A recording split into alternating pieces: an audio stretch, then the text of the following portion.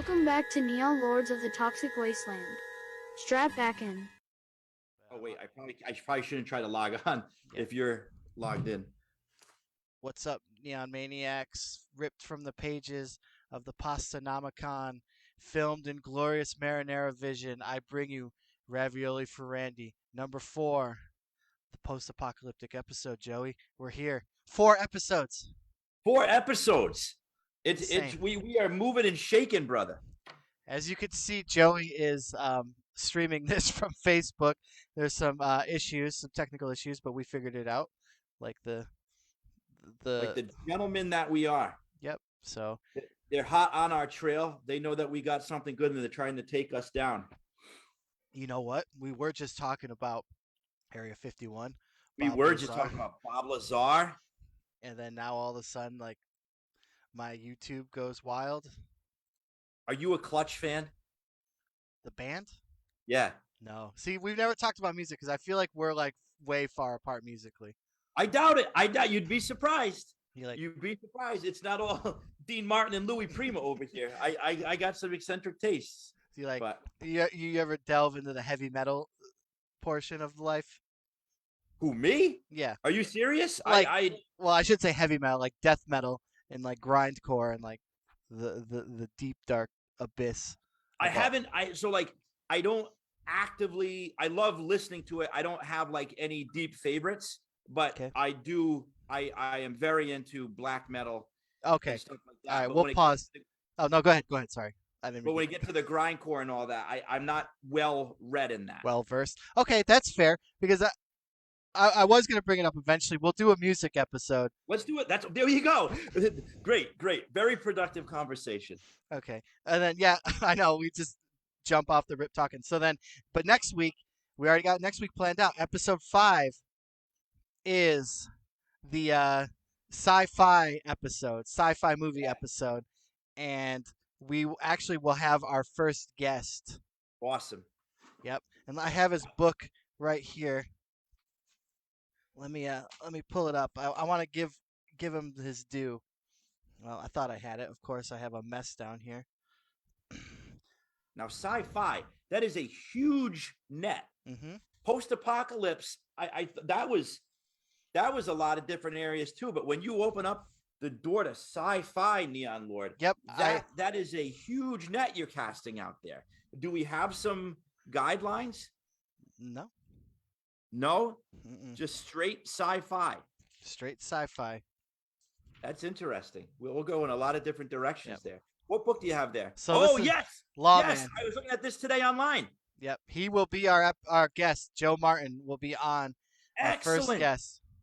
All Yep. right, very, very good. No, I put it in. I'm gonna do. I put in my taxes, so I got a list of all the new books that I'm gonna be getting with some of the little skrill on the side. And Lawman is definitely on that list. That looks really, really cool. Oh, It's I'm psyched now, man. Very awesome.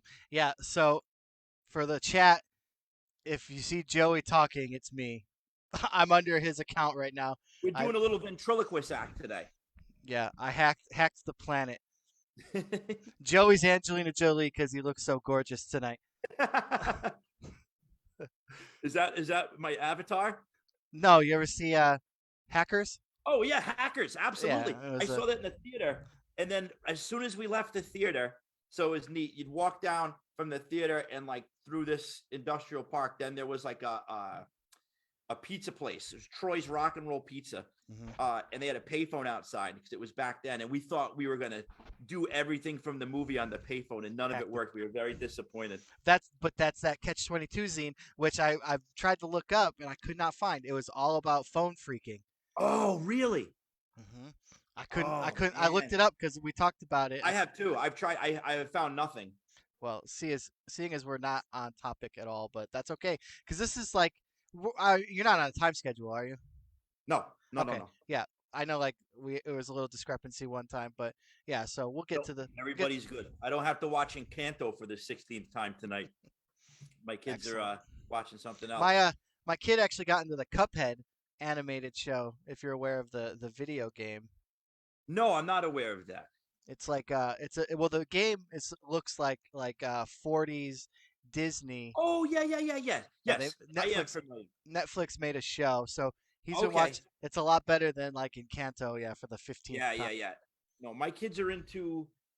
They got off the Encanto. Now they're into Gravity Falls, which I think is a pretty cool show. Yep. So that's like bringing that up. Like he's so into the Cuphead. I was like, you know what? I think this could be a gateway to Gravity Falls. That's like our Yeah, next. Yeah. and then and I'm gonna try to get my kids from Gravity Falls into Over the Garden Wall, which I thought was pretty cool. I haven't watched that one. How do you spell cup? CUP. Gotcha. Very good. Okay. Oh, we got a little mess up. I see like an extra video in the hanging out in the background. Got it. Sniped it. Okay, so let's get on to episode 4. Post-apocalyptic movies. When the red button has been pushed. Joey, this is big. Think about it. Okay, so there's a few things I wanted to talk about. Like what you described, what you would consider a post-apocalyptic movie, because some of like there's a couple honorable mentions that like could be considered post-apocalyptic movies, but like I don't think people see, especially one of them, as a post-apocalyptic movie. So there's Yeah. that, and then so we the zombie. So the how we pick zombie movies, I felt, was how they compare to Night of the Living Dead, right? That's like Yes. the Yes. hallmark. Yes. That's, yeah. But is there a hallmark post-apocalyptic movie? So I was in the curation of my list. No, in the curating of my list, I actually intentionally kind of took from all the different post-apocalyptic baskets. Yeah. Because I do think we're looking at a multi-genres within a genre, or multi landscapes, There is. and also different timelines of just how post-apocalyptic we're talking about here. Right. Because you have essentially after the collapse, like Yeah. minutes to hours to years, and then you have like Neon Lords where it's like many centuries, if not eons, have passed since the uh the the great collapse, if you will. Yes. Yeah. So There is a continuum of the post-apocalyptic genre. right. I So like it's interesting. So all right. So on that note, what is one Yeah. of your what? Give me an honorable mention. Oh, and okay, and I think this is where we're going, because you'll see where I'm thinking here. Well, I have to, and this one's not a movie, but it's media, so I got to put that in That's there. fine. In Thundar the Barbarian, Okay. I thought that cartoon. Are you Yeah. familiar? Oh, Yeah. absolutely. So I mean, just from the first clips of like the narration, obviously, but the broken down cities, the melted cars and all that. I always going to have an honorable mention that goes back to what was my first exposure. So in the case, I'm bringing up Thundar the Barbarian because I guess ultimately that was my first exposure to what happens after it happens. Right. So Thundar is, I feel, one of those notorious like starts where it's like in the future, 1997. Then Yeah. like it's Yeah, like and that's funny too. As I was making my list and watching a lot of movies over the past 2 weeks, the mention of the years, yeah. and most of them they've come and gone, or they're right around the corner. So I thought that was something. The pessimism of generations past, which I mean, perpetuates continuously. I got a nuclear power plant, at walking distance from where I live. There's a huge nuclear power plant. I go clamming every summer because I got to make the linguine and clams. And I'm literally I'm not even making this up. This isn't Joey Royale funny talk. I clam right off the shore of the nuclear power plant. I'm out there with my rake. I got my gloves, and right behind me is Millstone Power Plant. It's like The Simpsons, right there. And the clams are delicious. I glow, but they're delicious. Oh. at any minute, boom, it could go like that. So that's always in the back of my mind. So Thunder the Barbarian, that was my first exposure into the post-apocalypse. Which one of your runners up? So one of my honorable mentions is Children of Men. Children of Men. Have you ever seen Children of Men? No, I have not. This is going on the list to watch. So it's essentially okay. So Okay, so essentially the too long didn't read of it is that the human race can no longer conceive, and Okay. the youngest person alive, he was 18 and he died. The youngest person alive at 18 dies, and then come to find out there is a woman who's pregnant. So like it's not necessarily post-apocalyptic. Um, it's like kind of on the brink of a Yeah. post-apocalypse. So like it's like near future. Clive Owen. Yeah, I'm looking at this right now. It's got quite a cast. Michael Caine. Oh yeah, it's you've never seen Children of Men? No, man. I put it on the list now. I'm gonna go Oh my watch it God. after the show tonight. No, it's good, and it's like 2027, yeah. right? That's the year. Yeah. Okay, Children of Men, man. Yeah. Learning something new every show. So it's not necessarily as quintessential post-apocalyptic. I consider post-apocalyptic because an apocalyptic event happened. Yeah. But generally they live like how we live now, just on the decline because there's nobody being born. The youngest person alive was 18. Okay, this is cool. I got to check this out, and because this ties into one of the films that I put on my list. Yeah. And it was a new one for me, but I think I know. Originally going into this, and after talking to you, I was thinking, straight up Italian submachine guns. Yeah, I mean, obviously. This, yeah, the Neon Lord kind of thing, the thing that we love. Yeah. But as I got deeper into this, and you bring Children of Men, that, like I said, this is a path that diverges from the normal chainsaw arms and all that. But I never thought of it before. Like, are there any movies that the switch goes off and you see the quick degradation and fertility, which plays a big part in a lot of these movies? Yeah. That's interesting. So I'm really into that one.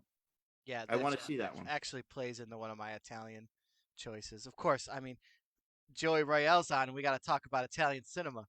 I tell you, yeah, the best of Italian cinema, the post-apocalypse. Yeah. So okay. What else you got for honorable mentions? All right, Class of Nukem High. Okay, so is it post-apocalyptic? This is okay. So once again, classification, Neon Lord. Yeah. Radioactivity. Yeah. I just put it hand in hand.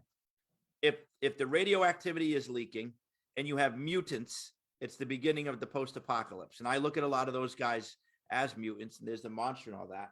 But I mean, you're really the expert on this. So what do you think? So throw the ball back at me. I mean, obviously, I thought about Classic Nukem High. Like, I'm trauma through. I brought it up for a reason. This is a philosophical thing. Okay, I don't consider it because I see so trauma to me is the original MCU, right? Yes. Yeah. Like, so I considered it because Trauma High, I believe it's Trauma High in there, so they're in Trauma, New Jersey. Yeah. So I just think that everyone's mutated and everything just from like the radiation and the nuclear waste from being in Jersey. Yeah, that's a good point. Yeah, but I guess the trauma world itself. So like, yeah, that's a good point. I don't know. As a kid, that to me represented the kind of the aesthetic of post-apocalypse. Yeah, the Nukem High punks. And in preparation for the show, do you remember Commando? There's a Schwarzenegger movie Commando, but the action figures. I'd have to look them. I'd have to look. Most people don't remember this, but one of my favorite ones, and it always reminded me of Class of Nukem High, because of course they never had their own action figures. But there's one guy, Commando, 1985, I think. Yep, the toy line. 85. Psycho. Blonde mohawk, hockey mask, and he came with a chainsaw that you would slip over his hand. Perfect post-apocalyptic toy. But I always, when I would play with them when I was a kid, I always pretend it was like Class of Nukem High, which of course I only saw the edited version when I was a kid on USA. Right. That was a great USA afternoon one. That's awesome. So yeah, Class of Nukem High, but I appreciate how you your look at that. I guess the trauma world is a separate kind of thing. Yeah, it's like, I mean, Sergeant Kabuki Man, NYPD, Toxie, like, Yeah. he shows up in a Toxie movie. They're like all connected. It's all in trauma. Yeah. So Yeah. I just saw it as that. I mean, could it be a post-apocalyptic? Absolutely. You know, Like surf Nazis must die. That's stated as post-apocalyptic. right. Yeah. But I mean, realistically, Toxic Avenger could be post-apocalyptic. I did consider it. Don't get me wrong, Joey. Me too. I did Me consider too. Yeah. Well, that's good. That's good. That's why we have these talks. What's your other one? What's another honorable mention? Terminator. Oh yeah. So it didn't make it because is it post-apocalyptic? See, now you get into time travel. So now we get into time travel. So technically, it is post-apocalyptic because the stakes rely on a post-apocalyptic event. But then again, the movie takes place in the past. I mean, obviously, there's the one movie that oh, that's interesting. yeah. So that was a consideration too. Obviously, because yeah, and then if you watched my promo video, I did put the intro, the Terminator 2. Nice. Like, did you watch it? I didn't get to see it yet. No, I'll check it out. No, not intro video. The one I posted yesterday. Oh yeah. I thought awesome. you did. Absolutely. Yeah, it's got the Terminator stepping on the skull from Terminator 2. So like, it had scenes of the post-apocalyptic war, like the robot war. But then again, it takes like the actual movies take place in the past. But yeah, like the stakes are post-apocalyptic. It's a conundrum, you know. It's like putting a mirror in front of a mirror.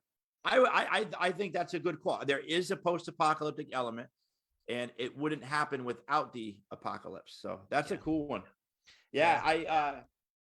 I went with one of my honorable mentions, and I love the whole series, but just I got to put it out there. Planet of the Apes, the original Planet of the Apes. You don't realize it's an apocalyptic movie until the end.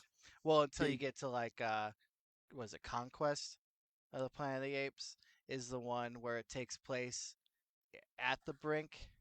Well, but Planet of the Apes is when you see. Yeah, I get what you're saying. The M. Night Shyamalan of yeah, exactly. Yeah. So I don't actually count. Yes, the time frame is clearly at the end. You find out post-apocalypse. However, and I'm sure we're going to talk about the apes later on in the show. I'm personally going to, but Planet of the Apes, just in general, as a kind of plot twist, and it's because when you're going into it, it's not a post-apocalyptic movie. No. You're not playing off any of the things. It's a plot twist at the end, which I thought was an awesome. The first time you watch it, like, oh my god, what did they do? You know, but yeah, that was on my honorable mention just because of that. I guess it's kind of like the Terminator effect, where it is the post-apocalypse, but it's actually, you know what I mean. Yeah, so like generally you believe throughout the whole movie that he lands on a primate planet. Yeah. Rather than it's actually like a space-time continuum where he shows up on Earth thousands of years after. Right. Yeah, so like what a wild story too though. So like the virus that kills all the cats and dogs. So like the humankind's urge to domesticate a pet causes them to domesticate apes, and then they realize that like they can use them for more than pets. They enslave them into becoming like house slaves. Shining shoes. Yeah, and then they revolt. Then they revolt. Like that's my favorite one. It is. I went through when we first started hanging out. I was in the middle of going through all of them. I remember that was one of our first conversations. Yeah, I think brought down the when I look back at the whole continuum of that one is definitely my favorite Planet of the Apes movie. So was I right though? Is it Conquest? Uh, um, Conquest for the, or is it Battle for the? I forget. Battle It's either Battle I'm pretty sure is the one where it's the people that live underground that worship the nuclear that, bomb. that's Beneath. Oh, Beneath, you're right. That's Beneath. All right, so Conquest says pandemic from a spaceborne disease that wiped out all dogs and cats in 1983. The government has become serious. Police states that took apes as pets. Yeah, so I was right. Conquest. So then what's Battle? Battle is, well, there's the one where there. What's the one where in the city? Escape from the Planet of the Apes is when when they are wined and dined in the city. When the couple lands on Earth, they come back in the spaceship and land on Earth. Yeah. And then Battle for, I'm trying to remember it. I remember So that I got it up. that one takes place like in the, there's still, So wait, wait, it's told as a flashback to the early 21st century with a wraparound yes, sequence narrated by the orangutan lawgiver in North America. A sequel follows a chimpanzee Caesar years after a global nuclear war right. has destroyed human civilization. Living with his wife Lisa and their son Cornelius, Caesar creates a new society while trying to cultivate peace between the apes and remaining humans. Caesar, opposed by an aggressive guerrilla general named Aldo, who Yeah. wants to imprison the humans and freely roam Ape City while doing menial labor. So yeah, it's been a long time since I've watched Planet of the So Apes. Cornelius, that's when at the end of Escape from the Planet of the Apes, when they get shot and they throw the baby they throw the baby ape over in the water. That was a farce and they save him. He is then raised to be Cornelius, and then the humans and the apes are living together. Mm-hmm. Yep. It's confusing, man. It's confusing. That Yeah. went in so many directions. Yeah, and then yeah, it's very confusing. There's a ton of them. There's like So five or six yeah, Planet of the Apes. yeah. So I got Planet of the Apes, Thundar the Barbarian, and Class of Nukem High asterisk for my honorable mentions. Do you have more? I do. I have three more. Go for it, man. So Red Dawn. Oh yeah, yep, It's yeah. like Oh God. I see. That's the one. I didn't even consider that. yeah, That is one of the scariest movies I have ever seen in my life. that beginning And sequence. oh my God, the parachutes. Yep, and then like the teacher just comes out and they gun him down in cold blood. Yeah, Like, yeah. yeah. That I watched that not too long ago again, like after seeing it when I was younger. That movie scares me. Mm-hmm. Yeah, Great and then choice. I always post the chairs against the wall. Yeah, yes. I love Red Dawn. Man, that one you got, man. Yeah, particularly right now. That is a Yeah, that's why it wasn't gonna make the list, but like, I mean, we're living in the Red Dawn, right? Yep, yep. But once again, what is post apocalypse? I mean, I would say invasion by Russian and Cuban, and that one Russian and Yeah, Cuban um forces definitely post-apocalyptic. I mean, the apocalypse event is the invasion, and they put everybody in camps. So like, yes. it's definitely like, yeah, yeah, We're getting deep here, dude. So like, going into this post apocalypse, like mutants and robots and lasers, and I always had just pinned it on the nuke.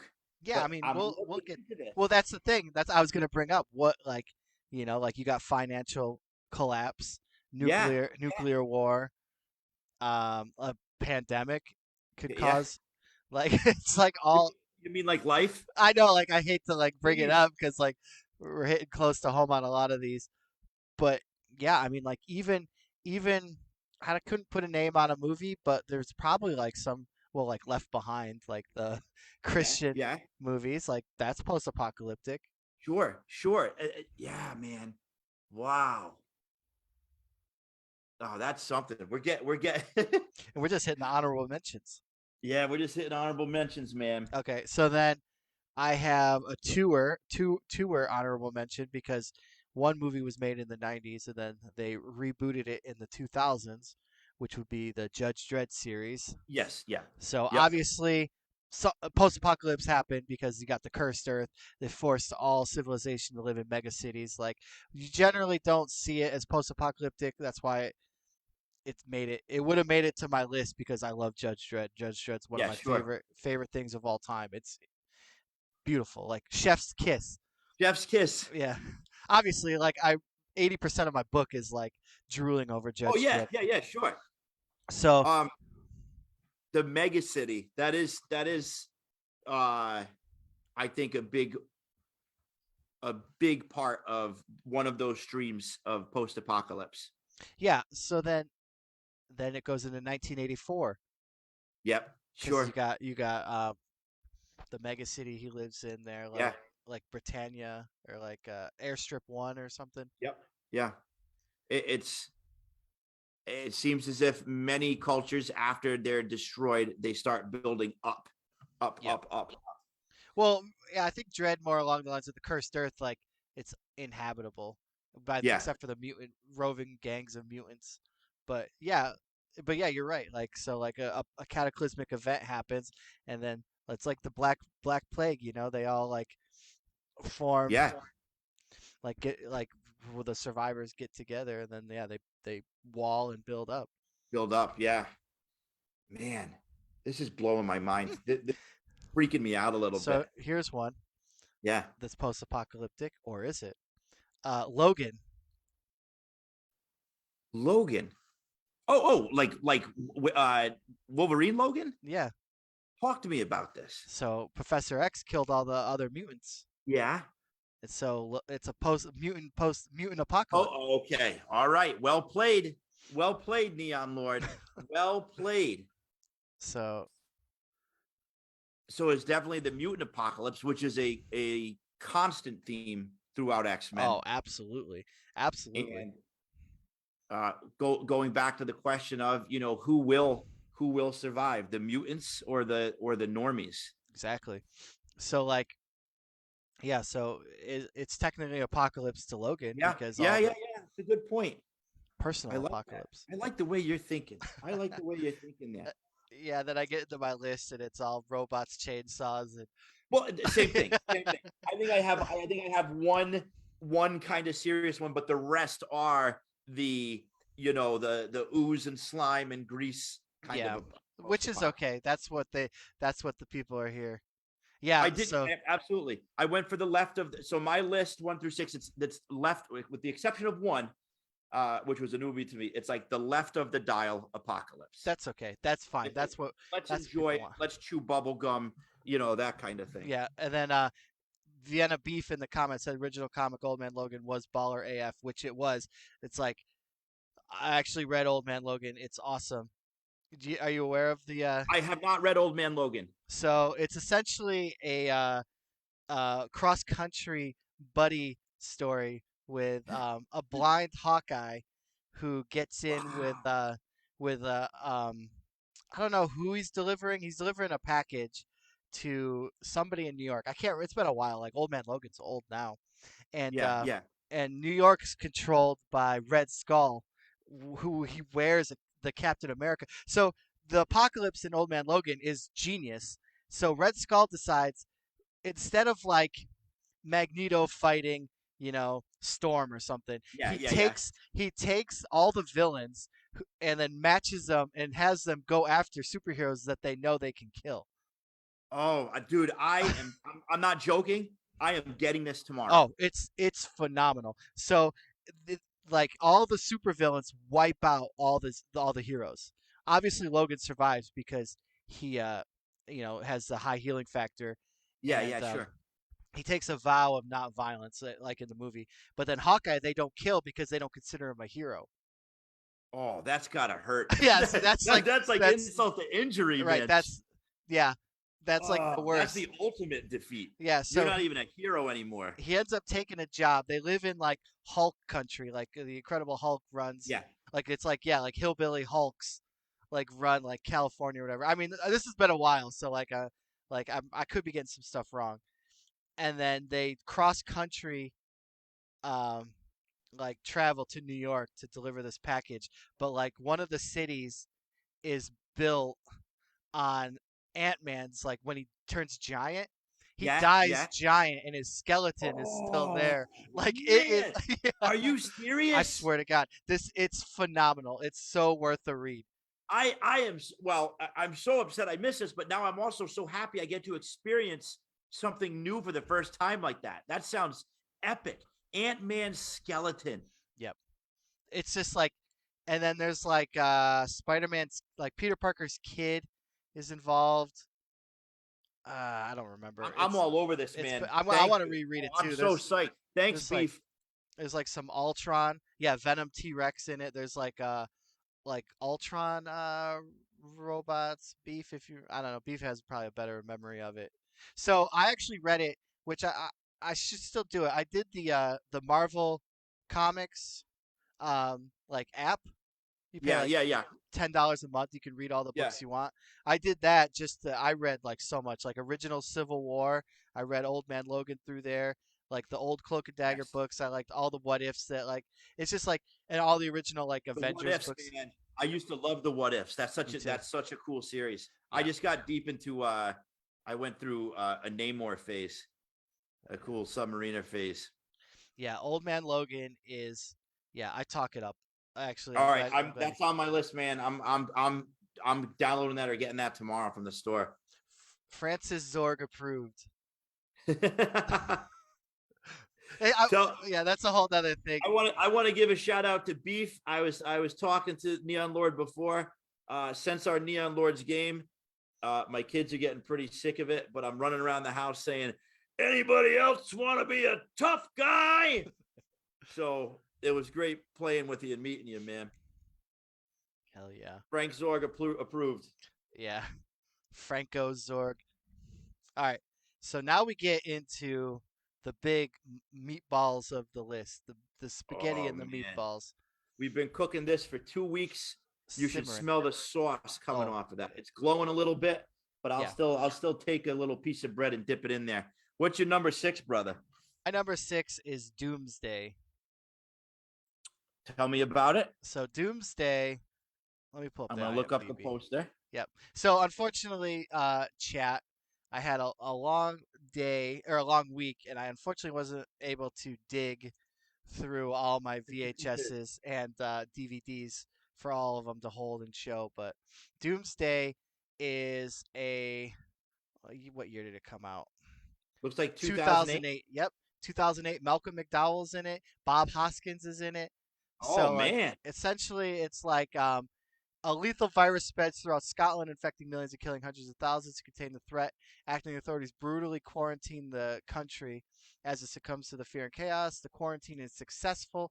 3 decades later, the Reaper virus finally resurfaces in London. An elite group of specialists, including Eden Sinclair, is urgently dispatched into Scotland to retrieve the cure by any means necessary. Yeah, so the too long didn't read of it is Scotland, yeah, gets the outbreak. They close it down and then the virus resurfaces in London. So then aerial photographs show that there's like the virus is gone in Yeah. in Glasgow. So then they send in an elite team to extract the cure. But the inhabitants of the quarantine zone took into liking human flesh. So there's Okay. I was can gonna say who's the antagonist. yeah. Yeah. So they're Okay. cannibalistic like wastelanders. Human form, Oh yeah, yeah. They're just normal. not mutated, just cannibals. Nope, just cannibals. So then Nice. it's interesting too because like it's got a great score. It's like an homage to that original John Carpenter Yeah. like synth style. So the guy who made it actually did Dog Soldiers, Yes. the werewolf movie, Yeah. and he did So he's a genius. oh absolutely. Uh what's his name? See, this is I usually know all this stuff. Neil Marshall. So Okay. Neil Marshall also did he did Doomsday and then he did that the one where they go spelunking, the Descent. Oh yes, yes, yes, yes. Yeah. Quality right there. Yeah. So I like that one. his pedigree is you've never seen Doomsday either? I haven't seen Doomsday. Worth a Nope, but watch. I saw the Descent. Malcolm McDowell in it. So it's weird. So it goes from like an an Escape from New York vibe in the beginning when she goes Yep. on like a mission to like a um there's like a medieval part where like they end up like taking refuge in like a castle. Malcolm McDowell's like a king, and they kind of revert back to medieval times. Oh, But like cool. it's pretty cool because the modern railings are like, and the exit signs are still seen Yeah, yeah, yeah. in the castle and stuff. And then there's like a whole like battle with knights and stuff. But yeah, and then she finds a car like on her escape. Spoiler alert! But and it turns into like a Mad Max style. It's like Excellent. yeah, it's like it's definitely a love letter to all the old post-apocalyptic movies that are going to show up on this list. So my Sundays are spent usually catching up on the new movies you teach me about. So that'll Very be nice. on the Sunday list in the afternoon. Yep. So it wasn't going to make the list, just for the record. I was going to be an honorable mention, but my wife talked me into adding it, so I put it Yeah, at six. she's a fan of it as well. Oh yeah, it's a very underrated movie. We saw it in the theater. It was very good. I will check that out. Yeah. My number 6 is the one that got me, when we started talking about this, and I think it's one of the first ones you mentioned, but I really liked it. Escape from the Bronx. It made my list. The Return of Trash. I saw the first one. What is man? New Bronx Warriors. Yeah, New Bronx Warriors. I put this one on, and I'm like, wait a second. I thought I just watched this because of the tap dance and jazz, the jazz guys. Because it's neat. Like in the beginning, they show all the rival gangs are like now together underground. A la the Warriors. So I love the Warriors. Well, do you consider that post-apocalyptic? Nah, no. I mean, I see where you're going. There's like this sociological thing where like, well, listen, any time where you can get that many organized gang members in one park, you're talking the apocalypse. Like New York is scary enough. I lived there for 10 years from the Bronx to Brooklyn. It's scary enough. And if you got hundreds of gang members in one area, yes. So that has to be a post-apocalyptic movie. But man, I should have put that one on. Yeah. But this is like, obviously, they rip from it. You have all the different gangs. I'm a sucker for that. Yeah. I'm a sucker for territorial gangs, each with their specific thing. Point in case the jazzy guys with their little cabaret hats, and they're practicing down in the cave. But I loved it. I liked it more than the first one. I like the idea of searching for the crazy guy who's going to lead him to they're going to kidnap the president of the company. But I really like the sewer climbing and just like all the ruins. Mm-hmm. I thought that was really cool. And then the explosions. I like this one for the action. Yeah. It's not a big moral thing. All right. They're gonna blow up the Bronx. Let's save it. And it's really only the apocalypse in the Bronx. It looks like everybody else is doing okay. They're showing scenes of like the destroyed Bronx, and you can see right across the river, New York is going on with its day. There's cars going by. The only time where it kind of looks apocalyptic in Manhattan on the island is when the silver suit flamethrower guys try to get down into the secret tunnel or something. But man, what they spent on pyro in this movie, that's probably where the whole budget went to. There's so many explosions and slow motions of guys flipping over in the air. It's great post-apocalyptic schlock. Yeah, absolutely. It's the first Italian to hit the list. Yeah. It's First Italian to hit the list. That beautiful trash with his lovely locks, which is weird because I looked into that guy. I'm like, what happened to this guy? Did he do any movies? Disappeared. Nobody knows what happened to him. Somebody said he's selling real estate over in Italy or somewhere else, but he's dropped off the face of the earth. Interesting. Yeah, I mean, he was like 18 when he did that movie. Yeah. So like, it's an interesting like hodgepodge of ideas because then you got like the post-apocalyptic with the Warriors. That's what the Italians were good for. Like, they would take a good idea and then like just like make a movie out of like 5 different like American ideas to try to sell a movie. Why not? It's a Exactly. great idea. Hmm. That's what now, especially like if I go when I go back to the theater, I wish I hope they start pumping out stuff like that. Yeah. I want to go back into the theater and start seeing these 90-minute mishmashes, See, these meatloafs of all the good stuff, man. 90 minutes. 90 minutes. That's the golden time. Yeah. A lot of these films. That. What's your number 6? Was Doomsday. Oh, I'm sorry. All right. So what's your number 5? Hell Comes to Frogtown. Oh, yep. Yep. Almost made my honorable mention or number 6. This is a creep show. So the animatronics and the frog costumes are impeccable. I was surprised by the frog costumes. I watched this last week to catch up on it, and I'm like, holy cow. Yeah, They, phenomenal. they look like real frogs. Yeah, yeah. It's like there's nothing like funny. They look like real frog people. Yeah. They're wet. Mm-hmm. You know. Yep. There's nothing like cartoony about it. They look like frogs. No, they could Frogs. like totally be like the frogs from Ninja Turtles. Yeah, sure. They could show up in like like what 91 Ninja Turtle movie. Yeah. And like great for a scene of that too. I love that with the guy pulls the gun on the other guy. He's got the kind of gas mask on. Yep. Yeah. Great stuff. Roddy Piper at his best, doing what he does the best. Man, being I just love the idea of like he is like the guy. Like everybody wants Roddy Piper. He must felt like $1 million when he got offered that script. I get to be, this guy that just goes around getting women pregnant with electric underwear. Sold. Yeah. Sign me up. You don't even need to pay me. I feel like I've never seen the sequels. No, I didn't know there was sequels. Are you serious? There's Hell Comes to Frogtown 2, which Robert Zadar plays Sam Hell in that one. So they got rid of Roddy. And they probably couldn't afford him. This was 92. Not after that. They got Lou Ferrigno is in it. Oh wow. Yeah. I love Lou. I gotta find this one online, or I gotta find like a bootleg of it somewhere, because I gotta see this movie. None of them are streaming. Oh, of course not. I don't think so.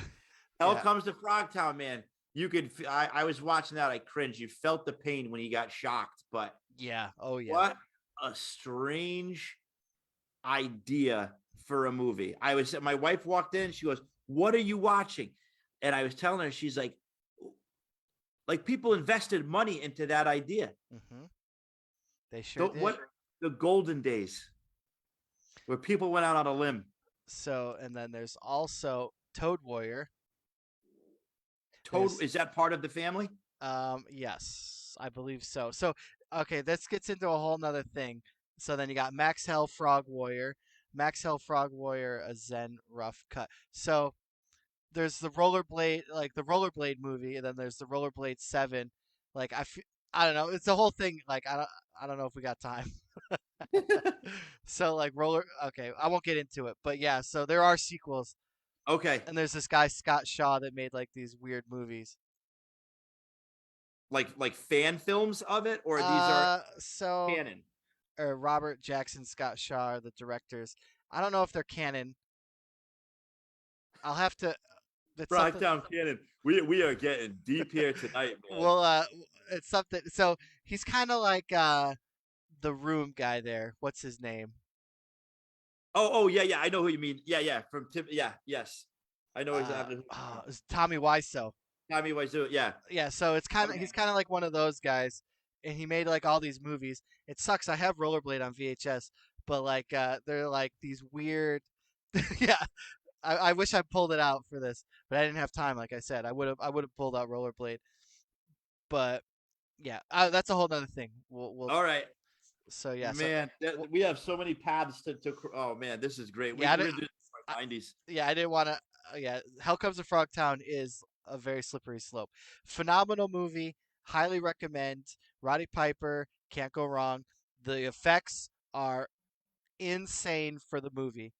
Oh yeah, definitely. I would even they stand up. I'm a sucker for physical, like practical effects. Like I'm sure you are too. Like nothing beats prosthetics Yep, like absolutely. physical, like gore, on-screen gore, like everything practical. I like CGI is just trash. It's trash. And not to go down another tangent, but like That's okay. We got the time. zombie stuff, like when we were doing the zombie episode and I was just doing like random searches, like not really research, but like typing in zombie in the search bar, there's so many of those garbage zombies movies out now where like kind of break the fourth wall, like digital blood sprays Yeah. on the screen. It's like that's not my thing. But Hell Comes to Frogtown had a lot of that, the great practical effects. It was cool that even though it's about him like impregnating women, like there's these strong female leads with machine guns, which I think is cool. Those two ladies he travels with, it's pretty sweet. So yeah, there's some cool stuff there. Definitely a great one. Yep. All right. Number 4? Or Yeah, no, you're well, number 5. You're number 5. I'm my sorry. number 5, but we don't really need to talk about that much. I just had to put it on the list and get it the representation it deserves. I'm going back to the last episode. I'm going to say Night of the Comet. I love that movie, man. I love the colors. I love the characters. I love the whole idea of. I watched it again in preparation for this. Just the beginning scenes of the red dust just floating away after the event, or just the event itself, where everybody's out there looking up into the sky, cheering on whatever's coming, and then poof to dust and to zombies and to these new warlords that are taking over the Uzis, the car, the desolate city. I think is really cool. So yeah, that's Night of the Comet. Yeah, we talked about it last week. It's a great movie. Awesome. Highly recommend it. Post-apocalyptic mall. Yes, can't So, beat that. nope. That's like, that's my bread and butter. I Me love too. I love Yep. anything like that. I follow so many decaying mall Instagrams and all Same. that. That's most of my feed. Yep. You ever like the dead mall walkthroughs and Dead stuff? malls, decaying Midwest, all that kind of stuff. Yeah, my hometown mall showed up on the dead mall. Did it really? Yep. Yep. It's bad. I talked to my parents about it. And it's funny. You'll appreciate this, Joey. So the picnic pizza was the pizza, the slices in the food court. Yes, yes, So yes. in the chat about this dead mall, I got to talking to some other local guys about what the best slice is now in town. Oh my God, this is what you are speaking my language. Yeah. You are speaking my language, man. Yeah. Absolutely. I mean, you're talking to a guy. I live in Connecticut. I drove to Providence today, or over to Warwick in Rhode Island, just to find different slices to try in between the stores we were going to. So, but So how was Picnic Pizza? Was it a hit when you were a kid? yes. That So was the as a man who has traveled the world yes, and literally. been to Italy twice, Northern Italy pizza and picnic pizza are one and the same. Wow. Yeah. Wow. The Man, that's huge. the closest slice to Vincenza. Was it in Vincenza or where's Romeo and Juliet? There, Verona. Verona. Yeah, yeah, yeah. I think we ate some slices in Verona too. Picnic Pizza. Picnic pizza. So they're saying Rico's. The shout out to Rico's Pizza. They're saying Rico's is because I think Rico's. So yeah, this is a big thing. Rico's bought. I know. I can't believe we're going on this tangent right now. Oh no, I got a follow up to this. I got know. a follow up.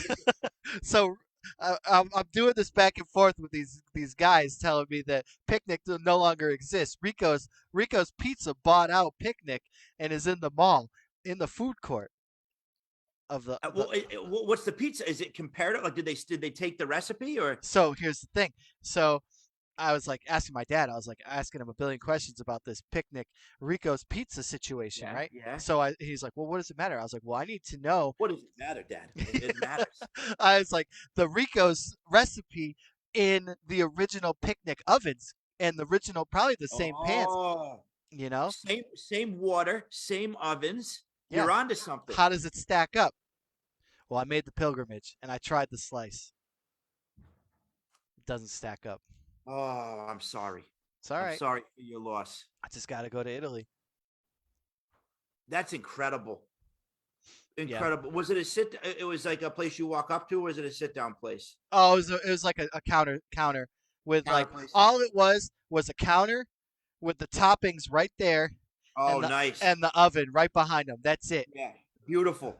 That's like the thing. The beginning. So like when we going on this tangent again, but when the mall first opened, you had a couple of places you could actually go in and sit down Yep. at the mall, and then you had the stands.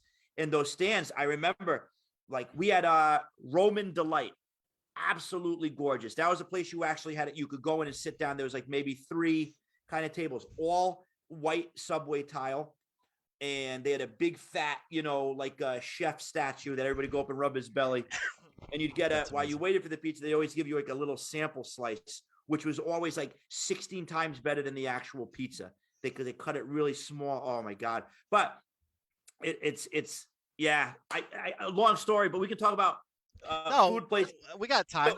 So let me People, so the chat's loving it. all right. So in Westerly, Rhode Island, growing up, there was a place called China Village, and China Village is one of those cornerstones of my life. A Chinese restaurant, but they also had all the tiki drinks. Okay. And every time we would go, if I was good, like Friday night, that was be good. We'll get you a mug, because the mugs back then they were like $5. They would give them away, or you put them in your grandmother's purse when nobody was looking. But I loved that place, and it was total. It was a Chinese restaurant, but they did the whole Polynesian thing. Mhm. It was gorgeous. It wasn't like tchotchke tiki, which I appreciate too, with like the bamboo and all that. But it was just, they had the umbrellas, and they had like one wall was like a plastic sunset with lights behind it, and they had pagodas and all that. Like it was an experience. So, and then I got really growing up. That's the place where you could go where they didn't check for IDs, and they sold 22s. So like we would sneak in there when we were older, and you get 22s of Budweiser or something when you're underage.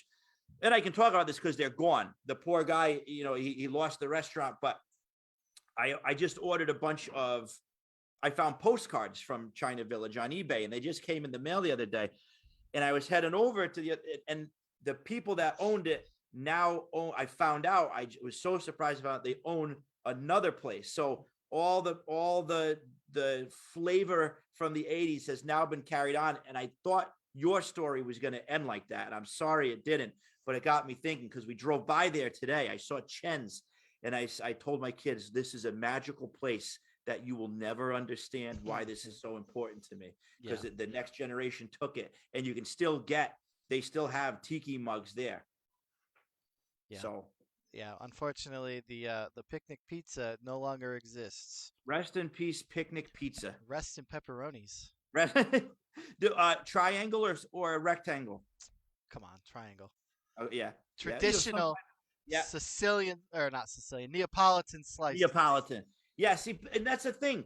Like a lot of people, they don't understand. I never realized we grew up very privileged to live on the East Coast and get the pizza that we have. Yeah, You got you have like a lot of Greek pizza, your neck of the woods, like pizza houses? No, No? but I don't know if I would eat it. Greek pizza. Yeah, but as a man who's traveled the world, I've been to Athens twice. All right. So around here, Yeah, no I know. Italians old pizza houses. But you know what you have too? You got Greek diners. yeah, we got Greek diners. Sure, we do. Yep. Yeah, we got. That's a Greek whole diners. nother thing that probably a lot of people don't know about Greek diners. Yeah, East Coast, up in New England, we got all the pizza restaurants are Greek owned. I grew up with a lot of Greek families, and I grew up in pizza houses. I love they're called pizza houses. Yeah, so and all the pizza houses sell grinders. yep. That's So what up in New Hampshire is like the Gold House Pizza. They're like Greek. They're a Greek pizza house. So you So know what like, I'm talking oh, about, right? absolutely, yeah, I know exactly what you're talking about. So like to me, that's not New York pizza. Oh no, that's definitely not New York pizza. So you're talking. Oh, okay, I see what you're saying. Because I'm thinking when you say New York pizza, I'm thinking the $1.25 slices that I lived off of for years. So you are talking. So Picnic Pizza was like the thin, kind of like the thin big So slice. you fold it and Yeah. if it flops and then you gotta like flip it. That was Roman Delight at the mall. And that was new because nobody sold Italian pizza Excuse me. Nobody sold. There wasn't a lot of New York style pizza places around where I lived. It was all the Greek pizza where it's definitely not deep dish, but it's like a shallow pan. Yep, I know. Uh, Yeah, yeah, I know. yeah. But like the rest of the audience may not know. But You never know. All right. that's a completely different. But like I was saying, like being the Athens, if it's Greek, I will eat it. Yeah, Greek yeah, Greek is like one of the best. But that's the problem. Is like like there. So Utica, New York, like we lived there yeah. forever, and some phenomenal places to eat there. Some phenomenal Italian places, and they do have a Greek restaurant, but we haven't been back since we've been stateside because I'm afraid I won't like it anymore.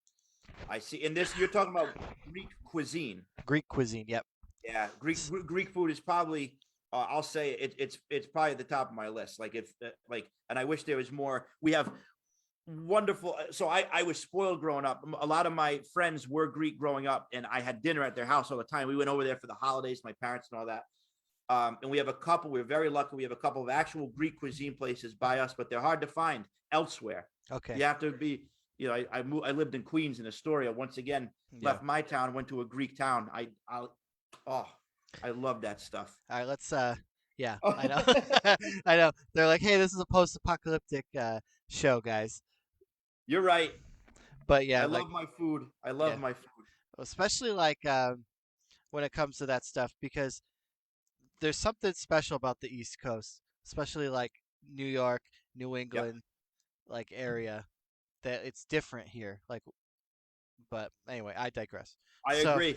You have a whole conversation about that. yeah, But you're right. So four. number 4. What you got? I got Beneath the Planet of the Apes. Okay, yeah, that's funny. Beneath the Planet of the Apes. One of the weirdest of the series. Yeah, it's got like Uh, a 50s sci-fi feel to it. you took the words from my mouth. Oh, I'm I sorry. love. No, I'm glad you did. Kindred spirits, brother. That's why we Yeah. do this stuff. Beneath the Planet of the Apes. It's total 50 sci-fi. You got mutants underground. I love the idea of worshiping the bomb. Yeah, they worship the atomic bomb. Yeah, they worship the atomic bomb. It's one of those beautiful movies, and I'm going to talk about this in my number 3 as well. Where and my number 2 and my number 1. Now I just found another thing, but I'll get to that. We'll connect the dots. There's no hope at all. Everybody dies. Yeah. At the end, he as he's dying, he presses the button. They all go. But the mutants are cool.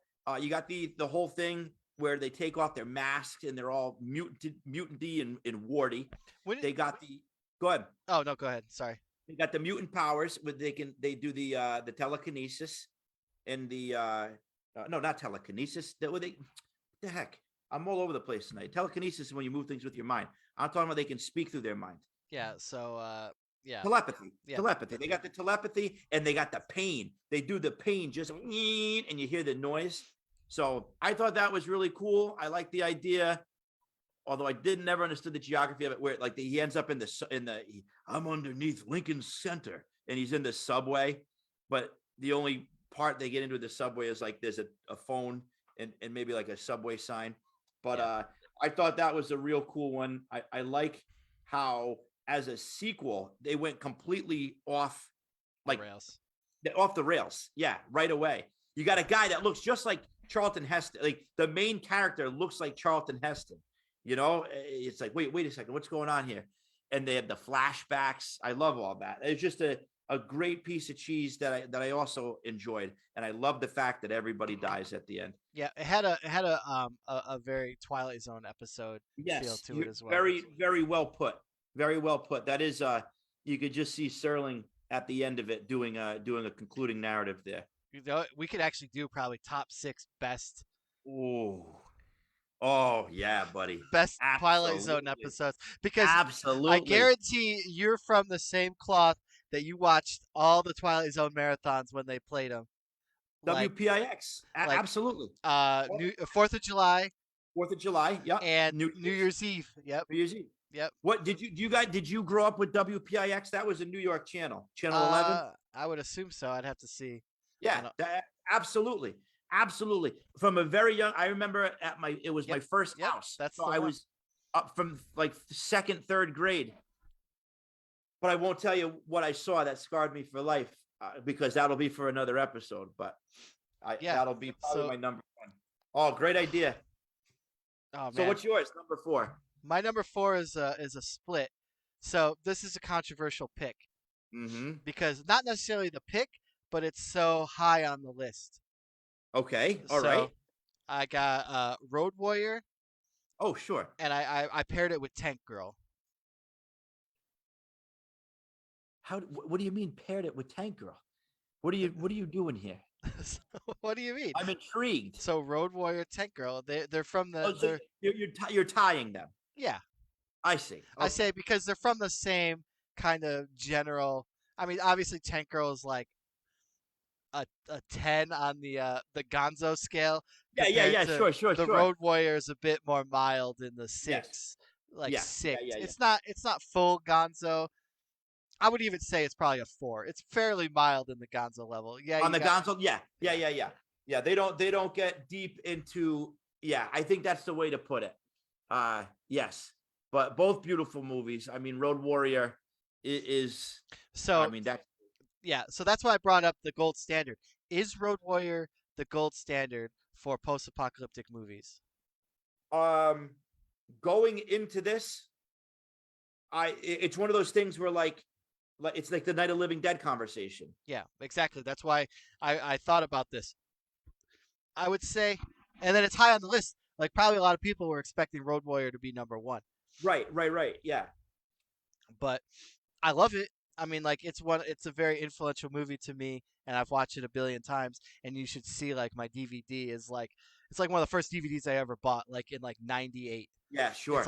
like in that old. You remember when it was like cardboard and it had that little Yeah, plastic flap, and it's yeah, like yeah, you yeah, could see sure. like all. It's like I wish I pulled it out, but it's bad. I don't even think it plays. Like it's so like gnarled and has been like in the player forever. So yeah, Road Warrior is like I would say the gold standard theoretically, but it can't be because I didn't put it number one. But I didn't put it. I put it so high on purpose because I wanted to trick people into thinking it was going to be number one. No, No, I I'm just thought kidding. about that. I had the same kind of idea. It was the kind of Night of the Living Dead thing. Like, it just it's the cloud. It's the cloud over it all. Right, that's the thing because like we could sit here and say, "Oh, like we're going to do vampire movies next week." Right? So Yeah, then people are like, "Oh, well number 1's going to be Interview with a Vampire or yeah, something, sure. Right, like right, right, right, I don't right. know, or Bram Stoker's Dracula or something, The you know. industry, the industry's It the industry standard. yeah. So the industry standard I feel for this list was Road Warrior. Everybody's seen it. It's great. It's not Mad Max. Mad No, Max is like that's another Red Dawn, like Children of Men style movie where it's like at the brink. yes, yeah, yeah, and you can't beat Thunderdome, man. That's Yeah. I love that.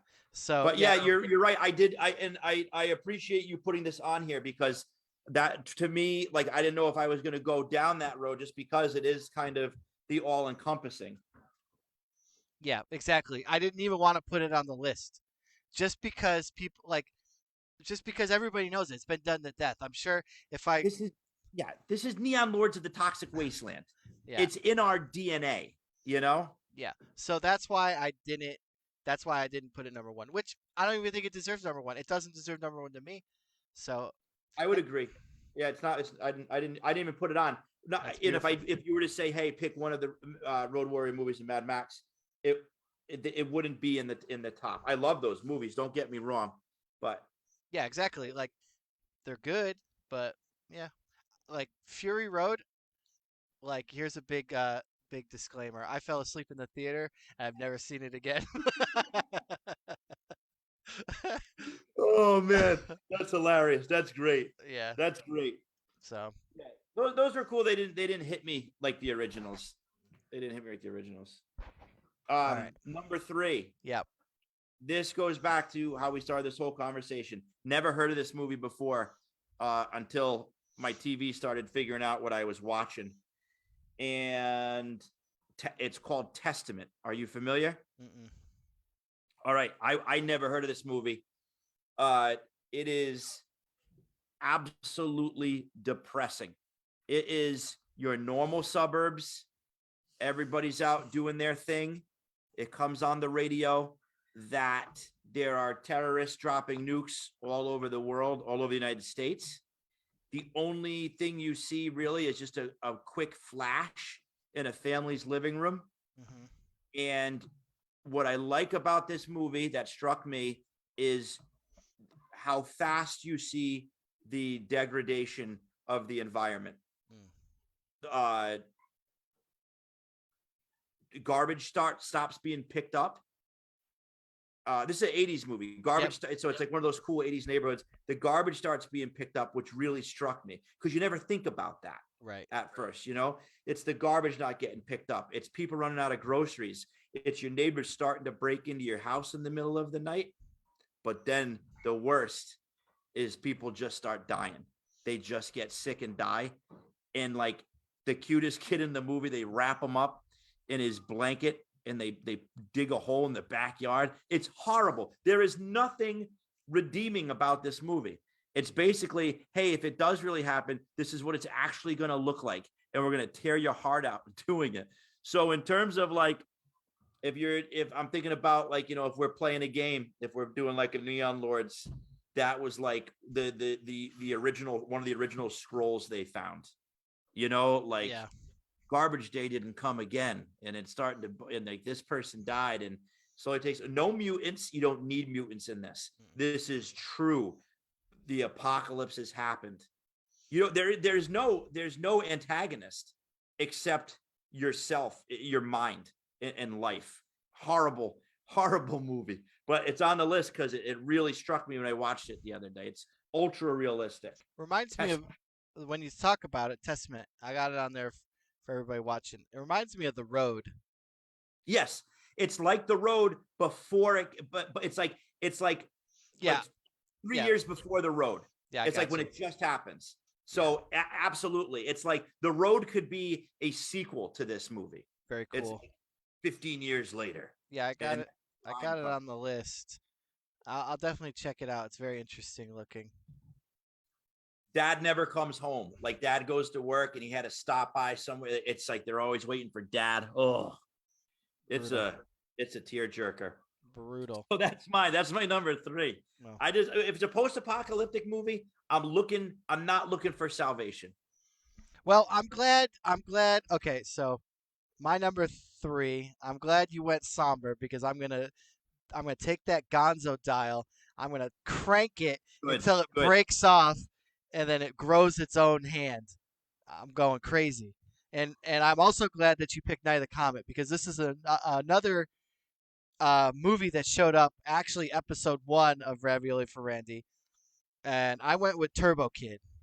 Oh, yeah, because absolutely, man. Yeah, it's like it's such a fun ride from beginning to end. It's never dull. It's just like the epitome of the post-apocalyptic, like just oozing of goodness. I want to see number 1. Oh, that's your number 1? My number 1. Absolutely. Very Turbo nice. Kid, it's a beautiful movie.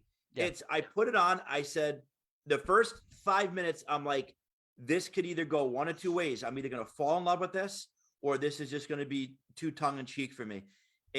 It's one of those movies where it was playing. My wife came in and sat down. She goes, this is amazing. And she wasn't in that stuff. I love it. You get so drawn into the characters. You got your Guar-like, meat men, which I love. And then that cool kind of plot twist in the middle when you find out who, I don't want to spoil it for anybody, but it's things happen. Things happen and the relationship gets stronger but man, it's great. It's fantastic in the terms of fantasy. There's such a fantastic element to it. It's like it was written by a 13-year-old. And I mean that in a nice way. Yeah. And I actually started picking up the prequel comic books. Is there such a thing? I didn't even know that. Like, well, I don't know if it's a prequel. I haven't checked. I got them, but I haven't even looked at them yet. It's like Apple's Side Quest. Ooh, all right. Now, is it based on a comic? No. Or they did the comics afterwards? Comic after. Yeah, I love that movie. Like I said, I think in the first episode, when anybody has like limbs that have blades attached to them. I'm really into that kind of stuff. And then, and you know what else makes it good? Guess what the runtime is on Turbo Kid? Oh, I can guess it's a little bit in the 90-minute range. Yeah, it's 1 hour 33. Perfect. It's golden. It really great explode. Like once again, because like movies nowadays, not to be that guy, movies nowadays, but like you don't see that kind of cool pyrotechnics anymore. Not at You all. know, like that was awesome pyro. Well, even if you get into like 90-minute story structure of a movie, Yeah, like you got yeah. so 3 parts to a movie, right? You got your Yes, like your beginning, your resolution, or like your like climax to the action, and then your resolution of it. That's 30 minutes a piece. that's right, man. That's a perfect 3-act play right there. Yeah, 3 act play, 30 minutes a piece. You got it. The hero's journey, they check every box. They got some things tugging on your heartstrings. Yep. They got some twists, and they got all out gore, gore, gore. Once again, the practical magic that you got in there with the blood squirting out and everything like that, crushed heads. Yep. Yeah, like Chef's kiss. Turbo Chef's kiss. Kid, Turbo Kid. Like I didn't want to put it on the list because I did talk about it in episode 1. We like ad Yeah. nauseum with it, but Yeah, it's like it's ingrained into my being at this point that yeah, I had to yeah. put I it. get it. I had to put it on the list. I We're thought, living in a pretty cool time with some like new movies like that. I saw that the same time I saw Psycho Gorman, yeah, Psycho and like Gorman is phenomenal as well. Mandy and that kind of stuff all around the same time. So Yep, that's yep, it's great stuff. Do you ever see Kung Fury? yes, absolutely. That's Yep. another Well, add to they're that. still making good movies that cater to people like us. Yeah, absolutely. So, what is your number 2? Number 2, this one goes way back. Scared me as a kid, and probably out of all of them, the one I've rewatched the most times. Omega Man. Oh, okay. All right. So we're gonna talk Omega Man. We're gonna talk about Last Man on Earth. Okay. Yep. You know what I'm talking about? Yes, of course. Vincent Price. Yeah. Do you know it's the same movie? Yes. Yeah. Okay. All right. And I I Am Am Legend. Legend. Yep. It's based Oh, on I Am Legend. Richard Matheson wrote I Am Legend, He did. one of my favorite pieces of literature of all time. Same. Absolutely. All of them sort of take their own path from the seed that Matheson made.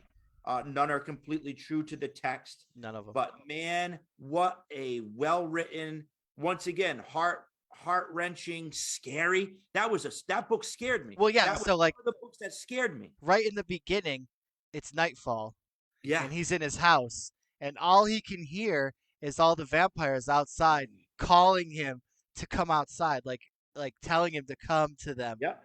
And then as he's like fortifying his house, like to make sure like that they don't get in. He perseveres. Yeah. It's crazy. That movie, that book had me biting my fingernails. And Omega Man, I just love that time period of film where all the colors are super saturated. He's living in that dope penthouse where he's got all the art, like all the priceless art he's collected. He's got there. It's like Wayne Manor. It's really cool.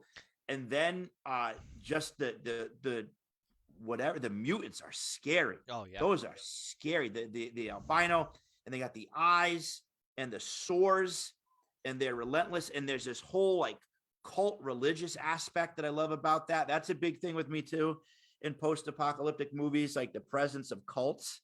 I really think that's a cool idea for kind of like, I mean, there's sort of some parallels between Beneath the Planet of the Apes and Omega Man, but the romance, it's got the foxy lady that he gets with, and then the end.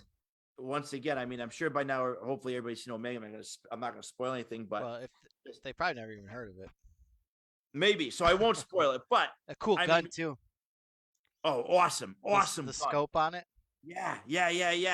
And the catapults. So there's like that Renaissance aspect of the mutants where the flaming catapults are going after them. There's all these undercurrents of religion, and Charlton Heston as like the Christ figure, especially at the end scene. Obviously, it's just right on the cuff, and and then there's just I just love it. I think it's pretty revolutionary for the time. Like the race relations in it and all that is pretty cool. Not only amongst Charlton Heston and the woman, but like also amongst the mutants. It's a really cool piece. And like I said, I'm a sucker for Richard Matheson, but the colors and the aesthetic in that movie. But part of this too, and I watched some like reviews of Omega Man as I watched it again last week, and they showed clips from Last Man on Earth, which preceded Night of the Living Dead. The Romero zombie, man, I think was birthed from Last Man on Earth. I believe it. There's some scenes of just the shambling legs, from like the knee down coming with like the boards. But yeah, so Omega Man. How about you? Number 2. Well, I was going to get on a Richard Matheson kick, but that's okay. Oh, go ahead. No, I didn't want to interrupt. No, you're fine. I was just going to... I haven't had too many conversations about Richard Matheson with anybody. the Haunting of Hell House? Yeah. But that's a whole nother subject. Matheson's a genius. Yeah, absolutely. So here's my pillars, right? Richard Matheson, Philip K. Dick, and Ray Bradbury. Ray Bradbury. Oh my God. Oh, I want to reach through and give you a kiss on the cheek. Ray Bradbury. I got to meet him, man. Oh, I met him I'm in so junior upset. high. That's amazing. I met him in junior high. I'll tell you, I was at the famous Monsters of Filmland convention in Washington, D.C. It's probably like, I don't know, 93, 94. I'm there sitting at a table. I kid you not, 3 dudes. Ray Bradbury, Robert Bloch, who wrote Psycho, Ray Harryhausen. Wow. All sitting around having coffee in the lobby of this hotel. And I just went up there. I said, gentlemen, I'm a huge fan. And I'm like 12 years old. It's like 1993. Yeah. These guys are like, I really laid it on thick. Oh, hey, mister, how are you? Yeah, hey, can I get your autograph? Buy a paper? Yeah, you can buy a paper. Shine your shoes. And I still got the famous Monsters. It was like the convention issue, and I have all those guys' autographs in there. That was such a special thing. But Ray Bradbury, man. So post-apocalyptic, we're talking. Yeah. Brought up Ray Bradbury. I'm gonna say There Will Come Soft Rains. Please remind me of this one. So this is I've read so many of these back and forth that I lose track. This is the one where the atomic war happens and the automated house continues to go on without people. I love you, dude. Absolutely. And then the irradiated dog comes in the house and dies.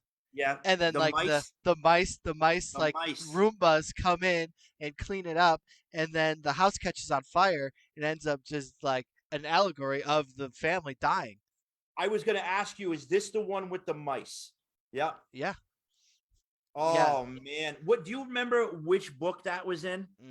I don't off the top. I got them all. I got this awesome used bookshop where they sell everything for $1, and the whole back room is fantasy and sci-fi pulp. So if you ever want any titles, I go and I find stuff all the time. But for about the past 10 years, I've been going almost every week. Anytime there's a Ray Bradbury paperback, I pick it up. The guy's a genius, absolute genius. Yeah. Oh. Yeah, There Will Come Soft Rains. Like, especially like there's like so when I was a kid, I'm sure you're well aware of this as well. There was cassettes you could buy of Ray Bradbury stories where they acted them out. Yeah. So I never had There Will Come Soft Rains, but I've actually listened to it because they're on YouTube. Someone put them all on YouTube. I'm writing this down right now. The tapes. I want to do this again. Yeah. So like so I've listened to I don't know, like if it was. I feel like Leonard Nimoy had something involved in this. Like maybe I would hope so. He read it maybe, and then like, but yeah, like I watched one recently. Let me look this up real quick. But it's like talk about audio cassettes, right? Yeah. Yep. And my favorite one of the Ray Bradbury audio cassettes was A Sound of Thunder. Oh my God! Absolutely, absolutely. That still I was just talking to my kids about this the other day. We were watching they're watching this show on Disney, The Secret of Sulphur Springs, and it's like time travel, and they're going. I said, you can't go back. You can't. I said, Jesus, they step on a butterfly, it's all done. And they're like, what are you talking about? Yeah, it changes the English language. Oh my God. That story completely changed the way I think about things. I don't know. That So here's an interesting thing. So it is Leonard Nimoy actually reading There Will Come awesome. Soft Rain. Awesome. I have the link, but I don't know how to send it to you if I'm in your Facebook. Yeah, you send it to yourself. Yeah. So I'm gonna send it to myself. That's Hey, hilarious. I want Yeah. to go back to something you said with Matheson. Yeah. The Haunting of Hill House. Yeah. Is it Haunting of Hill House or Hell House? Hill House, right? Not Hill. I don't think Hill House. In Hell House, I just looked that up, and that's like based on Henry James. I'm intrigued now. Matheson. I thought I knew my Matheson. Oh, Matheson Hell House. Wait a thing. I think you're onto something here. Maybe. Yeah. No. Oh, Hell House. It's just Hell House. Okay. Yeah. All right. I do have that on my shelf. I don't know. I'm trying to read this a little bit. If I had gotten through it. No, I gotta get this. All right, Hell House. That's going on the list. Yeah. Yeah. So, Oh, that's awesome, man. I'm so glad you brought up Matheson and Bradbury. Yeah. Martian Chronicles, Illustrated Man. Like we could talk about Bradbury. Monsters on Maple Street. Yo, sure. Based on oh wait, no, that was later on. That was The Monsters Are Due on Maple Street. Wasn't Ray Bradbury have to do with that? The monster. No, well, maybe. I mean, that was a Twilight Zone episode. Yeah, but like, I wonder. I got to go back to that. I mean, that's going to be on the list. I know right? that's like I didn't want to bring it up, but like it definitely like top. Yeah. Oh, that's great. That's great, man. Yeah, I mean, a lot of those Martian Chronicles stuff definitely have a post-apocalyptic feel. Yeah. So not Ray Bradbury, but Stephen King.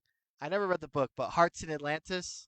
Oh yeah. That I don't Yeah, know that's got that feel too. That because it's like I don't know. I can't believe we're getting on this tangent in the post-apocalyptic. We're at the bottom one, and we're talking. There's so much still to talk about. What is? Oh man, yeah. Hearts in Atlantis, and it's got that Cold War feel Yes, because it does. like, and the That was a numbers. sad book. Yeah, number. Yeah. Have you seen the movie? No, I haven't seen the movie. Like, I'm careful with my Stephen King movies. Like, that was such. So I got like my grandparents got me the Stephen King library when I was a kid, like in junior high. You know when you get them in the mail. Remember Yeah. those commercials? Yeah. They got me that, and they got me like the Time Life Mysteries of the Unknown books. And I remember that's when I really became a reader. That's when the switch came on for me, and I really became a reader. And it was like I started to get those books like when Nightmares and Dreamscapes came out, and I stopped getting them like right around the time Hearts in Atlantis came out. And I got all the classics in between, but those had such an impact on me. I'm scared to watch the films of some of those. I wouldn't watch it then. I only so I'm a cinephile, so I watch more than I read. Yeah. But So you're number one. Oh, my number one. So oh no, I didn't do my number two. Oh yeah. Sorry.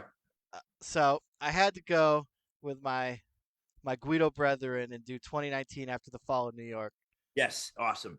Yeah. So Awesome. it's got Django in it. Yes, it does. So I know. So like it's like it's essentially Children of Men, but Yeah.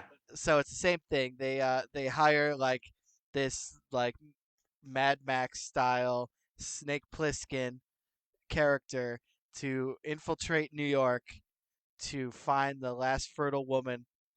And then she ends up getting kidnapped by the ape king of New York. Yes. Yeah. So I haven't seen this whole film. I've just seen like clips of it and reviews because I couldn't find it streaming before we watched this. But I remember that was one of the first ones you told me about. Yeah, I mean, I have it on DVD. I love it. It's one of my Yeah. favorite movies of all time. Like, it's got have you seen the beginning intro with the guy playing the saxophone and Oh yeah, yeah, it yeah, yeah. pans Absolutely. like the model work in it is Yes. impeccable. And then it's got the beginning like the Death Race 2000 ripoff scene where he's like got the race in the desert with some arbitrary rules to some like death sport game that you don't know what's going on. And then That came up in a lot of the movies that didn't make the list. That reverberated through. yeah. Oh yeah. So it's it's great. It's my favorite of the Italian Yeah, yeah, post-apocalyptics. yeah. So like, and then like like when it comes to like giallos and like Yeah. Lucio Fulci, all the like, have you seen Conquest? Lucio Fulci's No. take on the fantasy. I actually have my Conquest copy right here. So this dude's got bone nunchucks. Oh, Like, writing it down. yeah, so highly recommend watching Conquest. Lucio Fulci, one of my favorite directors of all time. I Oh, actually sure. have a Lucio Fulci patch on my battle vest. All right. All Yeah, right. gotta have them. But yeah, so that's really apropos of nothing in the Conquest. But it's just my admiration for Italian cinema, which it sucks because they were better than the Americans on every front, and then technology hit, and they just couldn't afford to make the movies. Yeah. Yeah. And but I think that's why we like the Italian movies so much. Yeah, I think so What too. they did with their budgets. hmm Yeah, That's like my whole thing. I mean, look. It's like it's what we. It's making. It's like being a kid. It's like making something out of just what you have in front of you. yeah, exactly. You know, So and they did it so well. yeah, that's what I'm saying. You got to get this. You saw, I probably showed this off last time. After the world Yes, ends, it's in my basket. Absolutely. they actually made a new like there's a maybe not Pulse video. I don't know. Anyway, that's a different story. But yeah, definitely recommend this book. That it's got it And a all. lot of these films, like they were filmed in New York and in Italy. Yeah, like co-productions. Yeah, co-productions. Yeah. hmm Um. All right, that's definitely. I got to see the whole thing. Yeah, it's. I wish there was a way. I I'll wonder. just buy it. Oh, I'll buy it. I got to you know start what we my could collection. do? I could zoom it. Oh We could do man. a watch party Oh, that would be sick, man. with That's a some great with idea. some neon maniacs. We could watch it all together. Oh, our own little MST. Oh man, you got a great idea, man. You are a good man. Yeah, Absolutely. because That'll be it's cool. yeah. So I'll definitely do that. I'll definitely watch party it for sure because like I got all these obscure movies that like nobody wants to watch them with me. You know, like Oh, at the I do. house. Like I do. Yeah. yeah. Like so yeah. Yep. So my number two was 2019 After the Fall in New York. We know your number one was Turbo Kid. But there was a close, and I can't believe this. I guess I don't know where this one fits in, but I have to mention it because I forgot to put it on my honorable mention list, and I almost took out Testament and put this one in just because it is more in line with like our original idea, like the Italians. Yeah. Rats. Yep. See, I thought about Rats. I thought about Rats too, Absolutely loved it. Absolutely loved it. and it's my favorite Ghost song. Oh man, I was gonna say. So I said I'm watching Rats. We talk about that. I'm a huge Ghost fan. Yeah. I'm watching the movie Rats, and I said to my wife, I said, Sarah, look.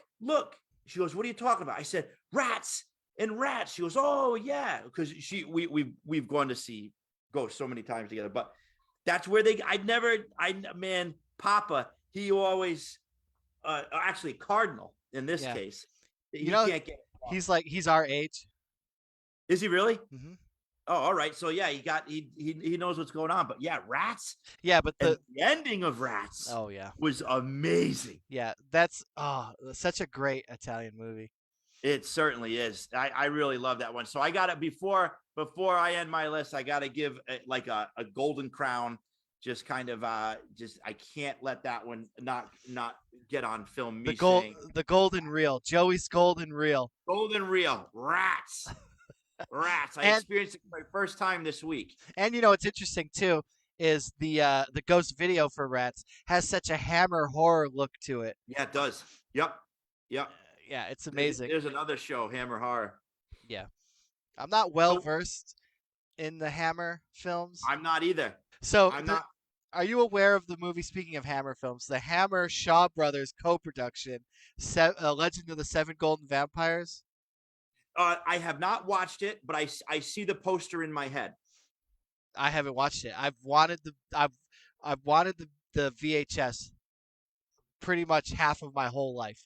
Yeah, And yeah. I finally procured a copy. It's sitting Oh, in my VHSs, so it's definitely one that I want to watch. That actually is going to go on our watch party. So like if we've never yes, please. so like 'cause I'm sure it's streaming somewhere. I can find it. Yeah, I think it is. That's where I saw it. That's where I saw the image. So like I've never seen it, you've never seen it, so we can go in fresh. Yeah, that'd be cool. Because like obviously I've seen That's like definitely something I've been wanting to check out for years, and I hadn't got around to it. yeah, same. So like $20 I got every week for allowance in high school Yeah, for cleaning, being a good Christian, yeah. a good Catholic. I went to mass every Sunday. Oh, I was an altar boy, buddy. Oh, I was an nice. altar boy. We confirmed all the way up. Oh yes, Yep. Jude Thaddeus. Nice. I don't remember. Oh, Thomas, I believe. I don't remember. It's been so long. I tried to pick Jesus, but my mom said no. But anyway, that's a whole other story. Pontius. Yeah, Yeah. yeah. So I got $20 a week, and like I was a VHS horror fanatic in high school, right? Just Yeah, gobbling yeah. up everything I could. Yeah, So that sure. $20 had to get me something. So I didn't want to risk it on Legend of the Seven Golden Vampires. I get it, because you don't know You the don't know. old like those like late '60s, early '70s. They could be a little bit dry sometimes, but Exactly. I I'm not. I Yeah. When it I comes to haven't. It's like I love it, but like now I have a newfound appreciation for them. But in at that age, they weren't wetting my whistle. you need all killer, no filler. Absolutely. Yep. So and it's funny because we talked about zombie. Yep. So I was so dumb too. All those awesome VHS tapes that I acquired as a child into my like teens. I got a DVD player and then I was like, this is the future. I don't need these VHSs anymore. And I got rid of course. them all Of because course. I'm like, But everybody did. 16, 17, so Yeah. a bunch of these VHSs that like, obviously they don't make them anymore. They never made it to DVD. So you're like kind of screwed on that aspect. But I've been going back and like the ones, so like obviously like Lucio Fulci Zombie, there's probably like 10 different like Yeah. VHS releases. But I'm procuring the specific copies I had as a kid. As a kid. Yeah. Yeah, sure. So Sure. I got that one, and then we talked about the cover of Texas Chainsaw Massacre 2. Yeah. I Yeah. got that cover with him sprawled out, the Saw his family. We saw his family. Yeah, Absolutely, man. that That was I almost got that tattoo early well, on. it's funny. I actually have cross chainsaws. Are you serious? Yeah, that say "Live by the saw, die by the saw." Oh, Neon Lord, you just get cooler and cooler every show, man. Well, that's funny because my number one I have tattooed as well too. What? Your what? My number one Your on number the list. one is tattooed? Yeah, Oh man, brother. yeah. So Texas, and This is I have a serious. Leatherface tattoo as well. Do you really? Yeah. I So got love. I got a Frankenstein and I got a vampire girl mask. Very one. nice. Yeah, I don't have. I got them. I'm all done up. Yeah, I don't have that many, but So I'm dying now. What is that's a wonderful pitch. segue, right? So Yeah. what do you think? I don't know. Like, shoot it out. It got briefly talked about. It never got fully talked about. It's actually the basis for one of yours, technically, and we never really discussed it. I'm sure chat already said it. Let's see. Is it Escape from New York? Oh, absolutely.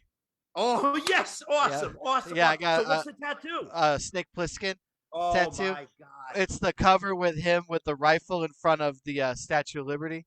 Yeah. So once again, this and Mad Max, I mean, Road Warrior were the two things that are going on in my like.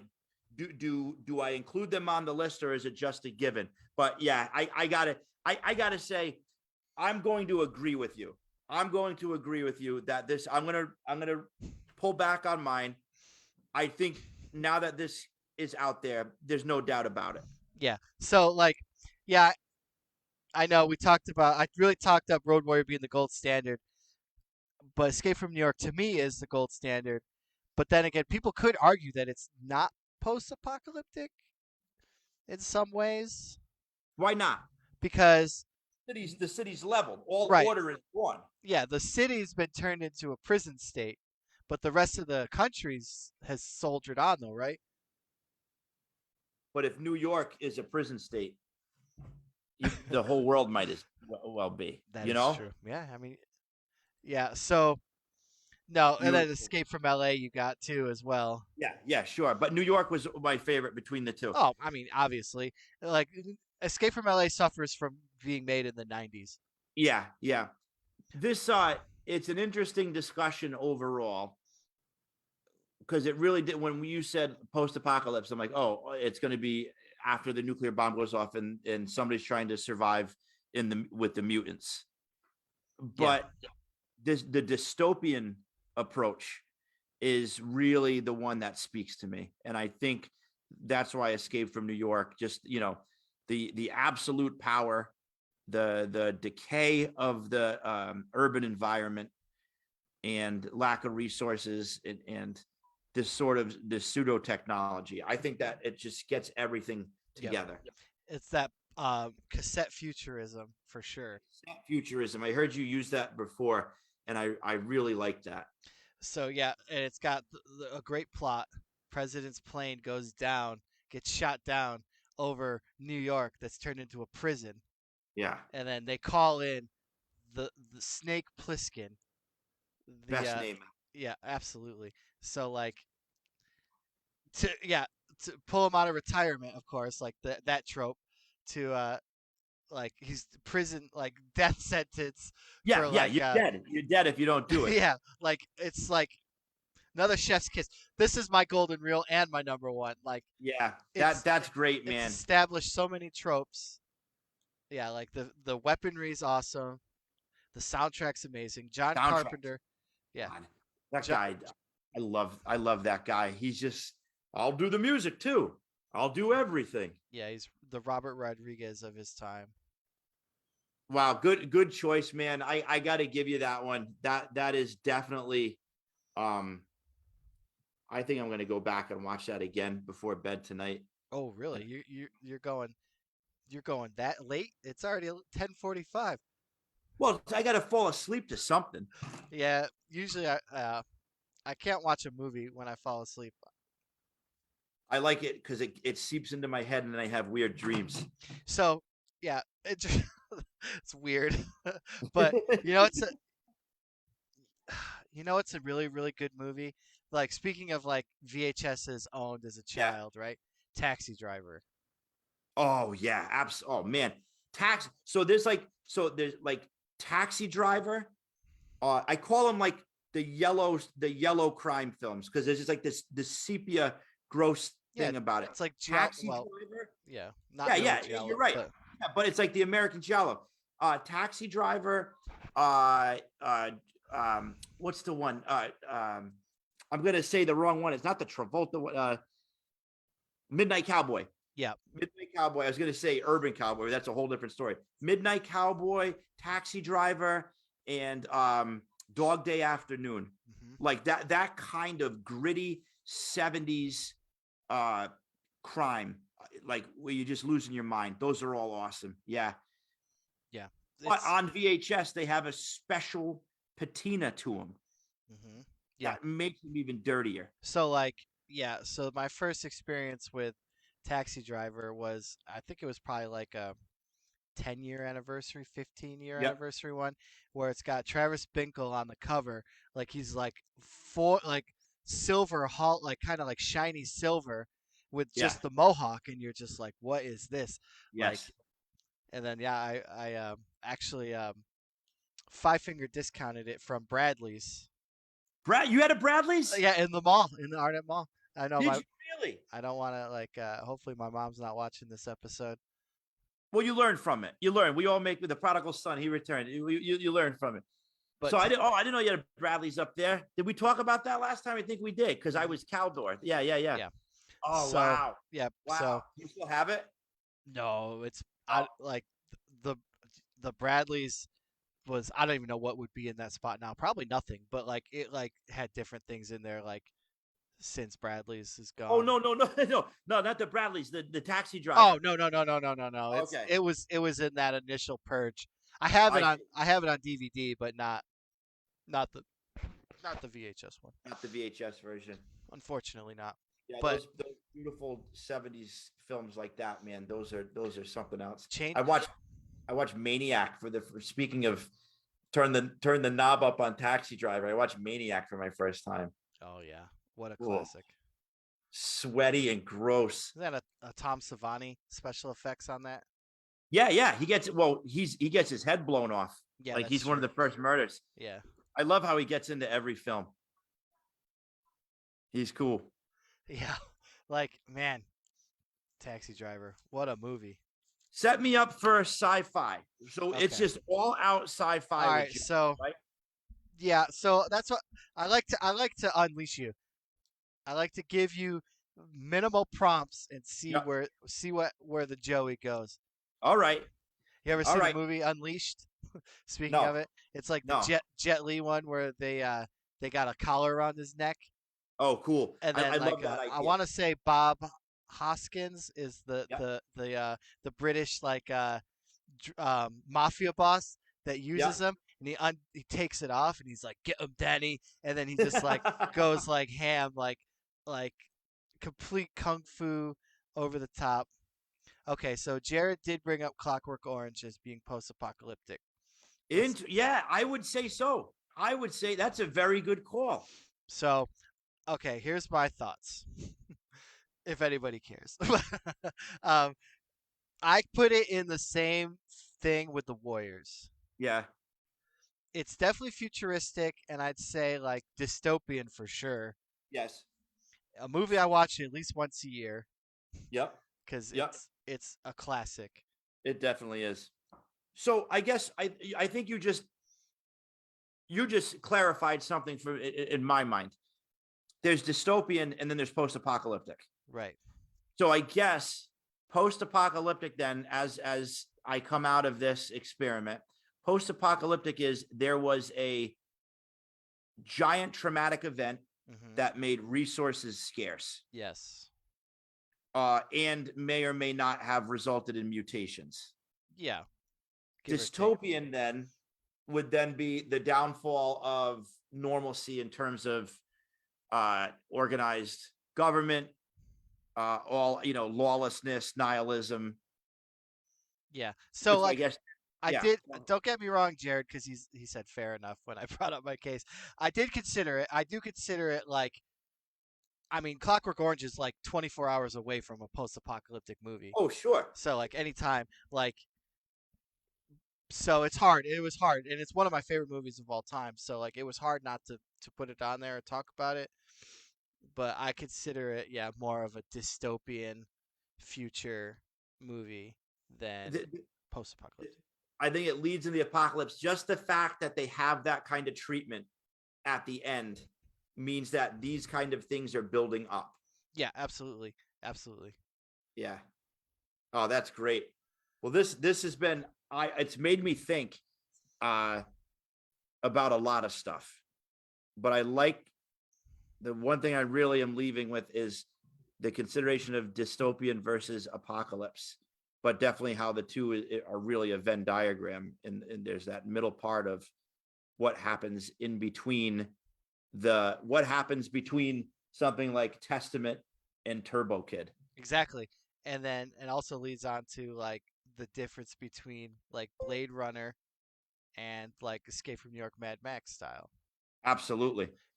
My that beep was my battery telling me I have 10% left. So I do have to wrap up soon. Yep. No problem.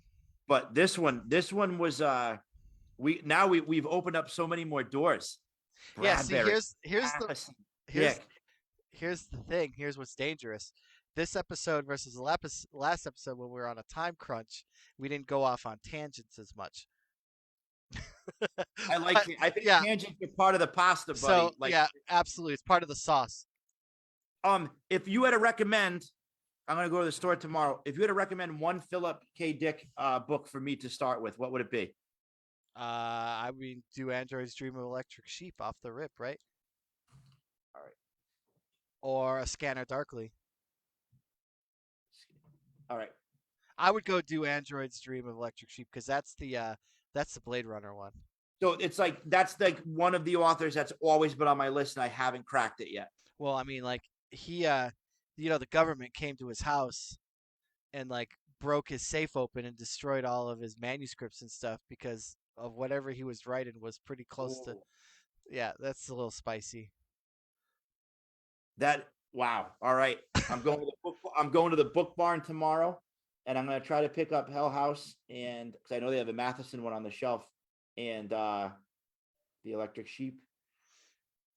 Yep. Well, it's been a pleasure, my buddy. Yep, it's always amazing to talk to you. I love looking forward to this time we have together. I'm sure the audience loves it as well because everybody, yep, they said PKD for the win in the chat. And rest in peace, Picnic Pizza. Yeah, it's a different world out there. I was gonna talk about how the the water fountain, like like the water fountain displays in malls and stuff. You'd hear the rush of it, smell like it Oh, smelled like Pirates of the Caribbean ride. this is why I love hanging out with you. Nobody else get the smell. I say that Mall Soft band, Yeah, Cat, I forget what it's called, but just I listened to that and I almost cried one night going to bed. The first time I heard it, I'm like, somebody else gets it. got it. Yep. So you got the smell, the mall smell. You see the glitter and glisten of the lights moving from the fountain in your open lid Yes. Coke because they couldn't Yes. give you a Oh my lid, God. couldn't give you a straw. The cup's sweaty from the condensation. You got your slice that's over bigger than the plate. They only give you one plate at the pizza place, and Hot as lava. hot Hot as as lava. I had a friend. I went to high school with a kid. I remember he had like a little scar on his hand from the pizza, like the cheese, like Yeah, melted part of his skin right there. I remember that. yeah. Yeah. And then and it's you see the grease Yep. triangle at the bottom. Yep. You always had the kids that put the napkin on top. I had a friend that Oh, always used to put the napkin on top. yeah. But that's a good sign of good mozzarella right there, the grease. Absolutely. Yeah, yeah, yeah. Yeah. So you want to see that. Oh man, yo, now I'm starving. But yeah, so like that mall smell. You ever been to Pirates of the Caribbean Yeah, ride? I actually went for my first time 3 years ago. Which one? That smell, Disney World. So yeah, so World's got the smell. That's the Yep, mall smell. And absolutely. I said it after. I said, I smell the old mall. I smell the old mall. yeah. But like Absolutely. so we've been to Disney World, Disneyland, and then Disneyland Paris, Oh wow. and they all three of them have a different smell. The one that I smelled at Disney World, that was the mall. The chlorine or whatever it is. Yeah, Absolutely. did they have Maelstrom when you went, or was it turned into the Frozen ride? If you remember Uh, at Epcot. I don't. Oh, I didn't get. We didn't go to Epcot. Because I only went for a day. that ride had a phenomenal smell as well. No, I'm new to the Disney World thing. We never went as kids. I went. I got a free trip down there for an award I won, and Oh, and we very went down awesome. day, and it was amazing. I never went as a kid. I always watched it on TV and stuff, and like, Yeah, but of course my wife went as a kid. yeah. I think my wife went once when she was a kid when she was babysitting for somebody, but no, it was dirt track races up in Binghamton. That was our trips. Binghamton, New York. Yeah, my dad used to race midgets, like the open race cars. Like they got the handbrakers on the side. They're like little missiles, deadly. Did you ever But we go used to to, the Oakdale Mall up in Binghamton? I don't know. We may have when we visited up. I went there like once or twice. But But it was so back in time. It was cool. interesting story about Oakdale Mall. So Yeah, they actually have two arcades currently in that mall right now. really. Yep, I didn't know that. I got a buddy who's dating a girl from down there, and I was like, oh, how's the old Oakdale Mall doing? And he like, excuse me, he was explaining they got 2 arcades in there, like a hobby shop, and Wow. yeah, I'm gonna send you a video. It's they started to open. I'm gonna die in 1 second, so I gotta get this in. okay, I'm there's an arcade at the beach in my town that has gone unchanged. And I'll send you a quick video. They started to open up during the winter time, I think, to catch up on all the COVID funds they lost. yeah, So it's just this. I gotta send it, but they have a whole lineup of all the games, and they have a display of all the old, like like at the top of the cabinet, all the signs that are pasted on the wall. awesome. That was a collection I almost got into too. Oh yeah, The top. that's a whole nother. Oh Yeah. the bezels. We got. Is that what they're called? Mhm. Wow, man, you're something else. Hey, Well, you know what we're gonna talk about too? what's up? We'll talk about this outline, but I think I saw it in the book. Polybius. Yeah, yeah. I've never met anybody else that have known about Polybius.